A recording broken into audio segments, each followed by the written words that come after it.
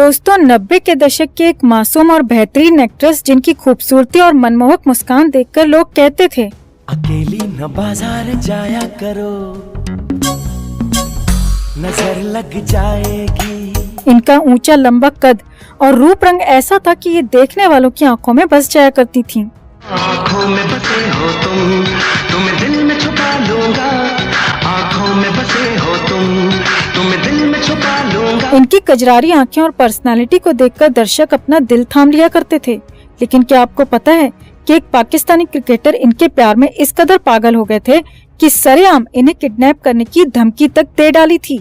क्या आप जानते हैं कि इन्होंने जानलेवा बीमारी कैंसर को मात देकर एक बार फिर करियर में वापसी की और एक मजबूत मिसाल पेश की।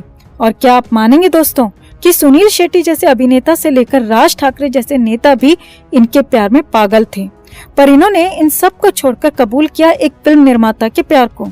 तो कौन थी ये एक्ट्रेस जिन्हें एक फोटो शूट के लिए पुलिस ने गिरफ्तार कर लिया था, और क्या थे इनकी जिंदगी के वो अनजान पहलू जिन्हें बहुत कम लोग ही जानते हैं।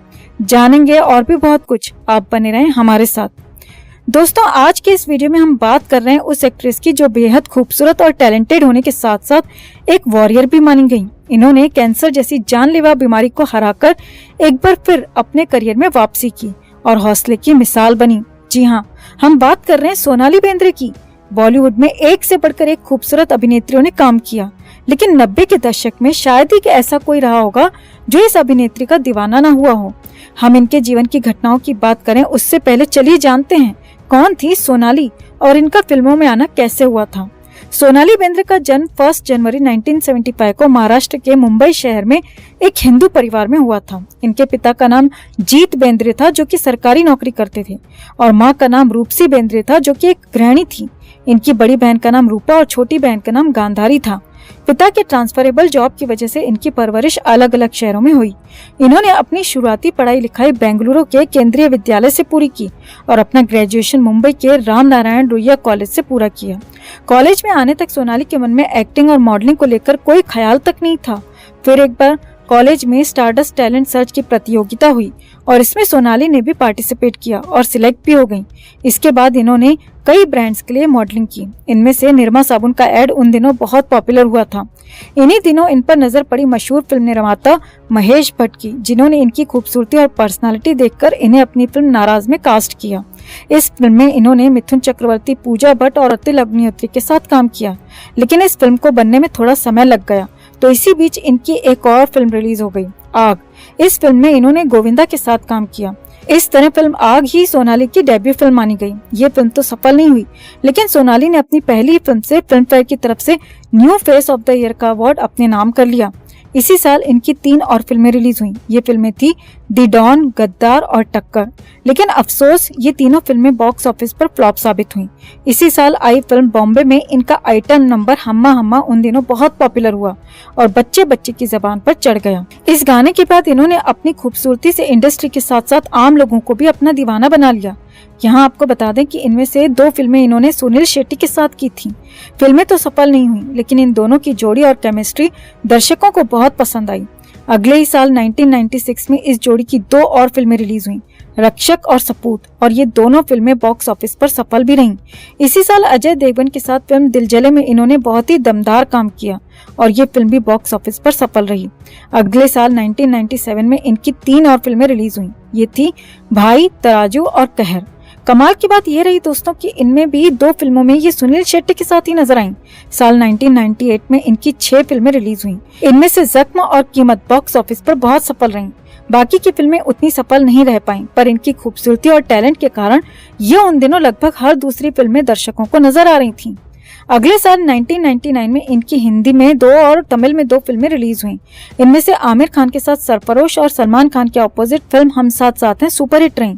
फिल्म हम साथ साथ हैं बॉक्स ऑफिस पर तो कामयाब रही, लेकिन ये फिल्म इनके लिए एक बहुत बड़ी मुसीबत भी साथ लाई। इसकी चर्चा हम आगे करेंगे। इस फिल्म में इन्होंने सलमान खान के ऑपोजिट काम किया और फिल्म में दोनों की केमिस्ट्री को दर्शकों ने बहुत पसंद किया। इसके अलावा दोनों ने चल मेरे भाई और 2.5 अक्षर प्रेम के जैसी फिल्में भी साथ की। हालांकि इन दोनों ही फिल्मों में इनका गेस्ट अपीयरेंस रहा। इसी साल 2000 में इनकी गोविंदा के साथ फिल्म जिस देश में गंगा रहता है और अनिल कपूर के साथ फिल्म हमारा दिल आपके पास है आई। लेकिन गोविंदा जैसे सुपरस्टार के साथ भी इनकी ये फिल्म सफल नहीं हो सकी। इसी के बाद बॉलीवुड फिल्मों में इनका डाउनफॉल स्टार्ट हो गया और इसी दौरान इनका एक प्रोड्यूसर से झगड़ा भी हो गया, जिसके चलते इन्हें एक नहीं बल्कि 3 फिल्मों से हाथ धोना पड़ा। ये प्रोड्यूसर थे झामू सुगंध, जिन्होंने सोनाली को पहले हम्मा हम्मा सॉन्ग दिया था। उन्होंने सोनाली को अपनी एक फिल्म में साइन किया था, जो फिल्म थी सिस्टम, और इसके लिए सोनाली ने साइनिंग अमाउंट भी ले लिया था। लेकिन जब इस फिल्म की कास्टिंग हुई और सोनाली को पता चला कि इसमें इनके अपोजिट एक नया हीरो आर्यन वेद लिया जा रहा है, तब सोनाली ने प्रोड्यूसर से कहा कि मुझे स्क्रिप्ट में कुछ चेंजेस चाहिए, क्योंकि मुझे आर्यन का रोल बड़ा लग रहा है, जबकि मैं बड़ी और पुरानी एक्ट्रेस हूँ। लेकिन फिल्म के डायरेक्टर ने स्क्रिप्ट में चेंज करने से इनकार कर दिया और इसके बाद सोनाली ने फिल्म में काम करने से ही मना कर दिया। और इस फिल्म के डायरेक्टर के साथ इनकी 2 और फिल्मों की जो डील थी वो भी इनके साथ पूरी नहीं हो सकी और इनको उन फिल्मों से भी हाथ धोना पड़ा।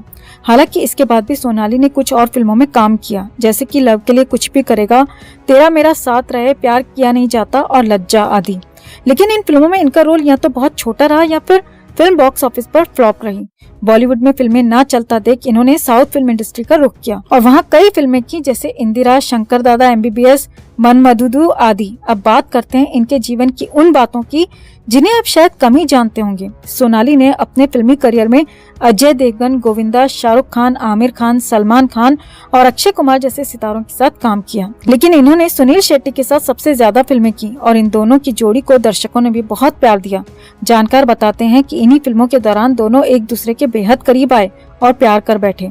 सोनाली सुनील शेट्टी को बहुत पसंद करती थी और उनसे शादी भी करना चाहती थी, लेकिन सुनील शेट्टी पहले से ही शादीशुदा थे और अपनी बीवी माना को तलाक देने के लिए तैयार नहीं हो रहे थे।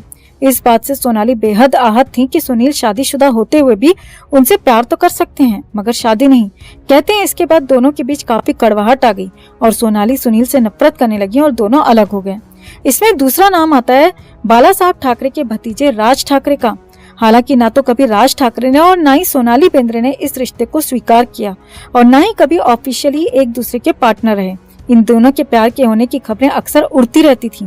कहते हैं कि सोनाली बेंद्रे की पहली फिल्म आग देखकर ही राज ठाकरे उनके दीवाने हो गए थे। दोनों का प्यार जोर शोर से आगे बढ़ रहा था। दोनों की नजदीकियों का अंदाजा इससे भी लगाया जा सकता है कि जब माइकल जैक्सन भारत में शो करने के लिए आए तो राज ठाकरे के साथ सोनाली बेंद्रे ही एयरपोर्ट पर रिसीव करने पहुंची थी। पॉप स्टार को रिसीव करने के लिए ठाकरे और सोनाली ट्रेडिशनल लुक में पहुंचे थे। राज ठाकरे ने जहां कुर्ता पायजामा के साथ नेहरू जैकेट पहना था, वहीं सोनाली ने मराठी साड़ी पहन रखी थी और बालों में गजरा लगाया हुआ था। उस दिन की तस्वीरों और वीडियो फुटेज ने उस दौर में खूब सनसनी मचाई थी। जानकारों की माने तो दोनों एक दूसरे से शादी करना चाहते थे, लेकिन सुनील शेट्टी की तरह राज ठाकरे भी पहले से ही शादीशुदा थे। ऐसे में जब दोनों के प्यार की भनक बाल ठाकरे को लगी तो उन्होंने राज ठाकरे को सोनाली से शादी करने से साफ मना कर दिया। ऐसी खबरें हैं कि बाल ठाकरे ने राज ठाकरे को सोनाली से दूरी बनाने को भी कह दिया था। उन्होंने राज ठाकरे को समझाया कि अगर वो शादीशुदा होते हुए दूसरी शादी करते हैं तो उनकी छवि पर इसका बुरा असर पड़ेगा। राजनीतिक भविष्य के लिए ऐसा करना ठीक नहीं है। इसके बाद राज ठाकरे सोनाली के साथ शादी के फैसले से पीछे हट गए थे और सोनाली एक बार फिर अकेली रह गई। अगर बात करें सोनाली के दीवानों की तो इसमें दुनिया के सबसे तेज गेंदबाज माने जाने वाले शोएब अख्तर भी शामिल रहे। कहा जाता है कि शोएब अख्तर सोनाली बेंद्रे को दिलो जान से चाहते थे। शोएब अख्तर के साथ ड्रेसिंग रूम साझा करने वाले खिलाड़ियों ने उनके पर्स में काफी बार सोनाली की तस्वीरें देखी थी। एक इंटरव्यू के दौरान शोएब अख्तर ने एक्सेप्ट किया था कि वो सोनाली को बेहद पसंद करते हैं। शोएब ने उस इंटरव्यू में कहा था कि भारत मैच के दौरान ही उनकी मुलाकात सोनाली से हुई थी, जिसके बाद ये उन्हें पसंद करने लगे।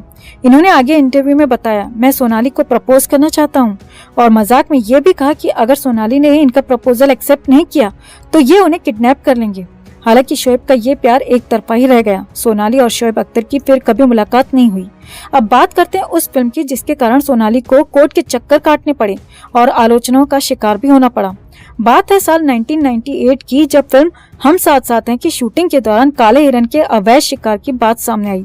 कहा गया कि सलमान खान ने काले हिरन का शिकार किया। काला हिरन एक लुप्त प्राय प्रजाति है और भारतीय वन्य जीव अधिनियम के अनुसूची के 1 के तहत उसे सुरक्षित किया गया है। फिल्म में कई कलाकारों पर शिकार में सलमान का साथ देने का आरोप लगा, जिसके लिए सोनाली को भी सालों तक कोर्ट के चक्कर काटने पड़े।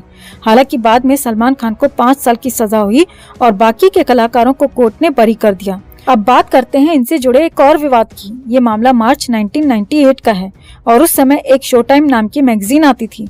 इसी मैगजीन के लिए अभिनेत्री सोनाली बेंद्रे ने कवर फोटोशूट किया था।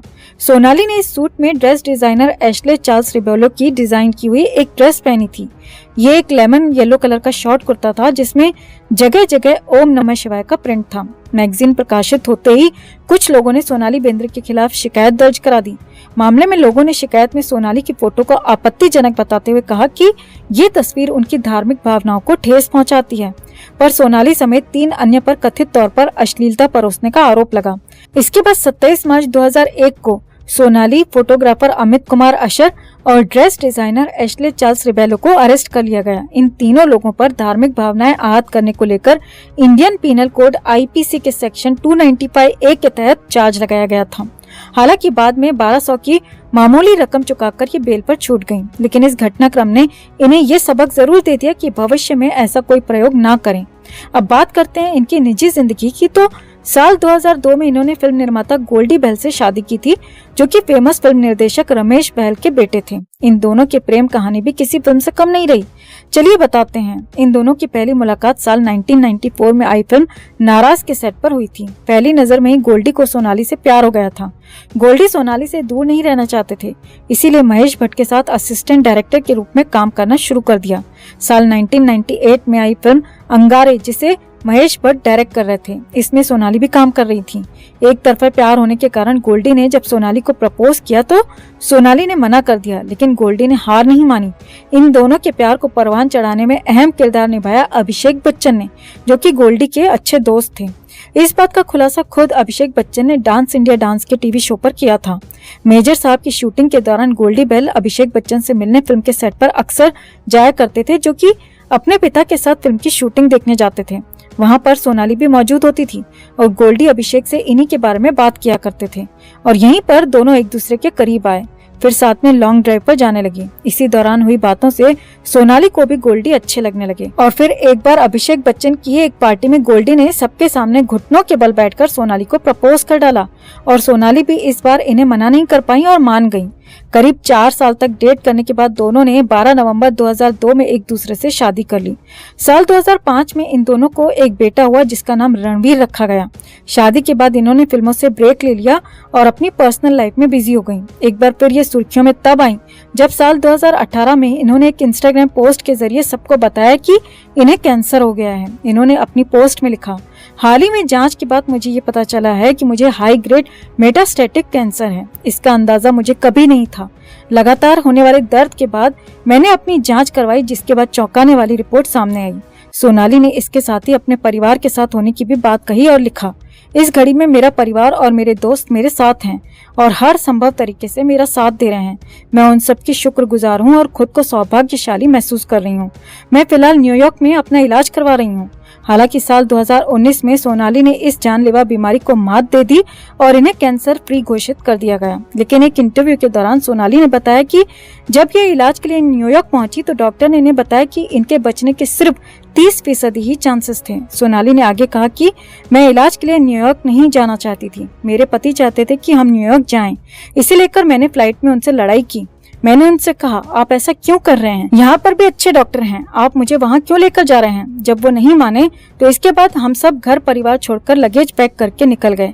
उस वक्त मैं नहीं समझ पा रही थी कि क्या हो रहा है।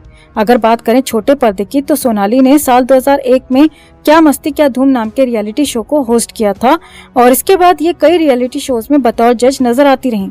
ये शोज रहे Mr and Mrs television, Indian Idol season 4, India's Got Talent season 1 and 3, Hindustan के हुनरबाज आदि।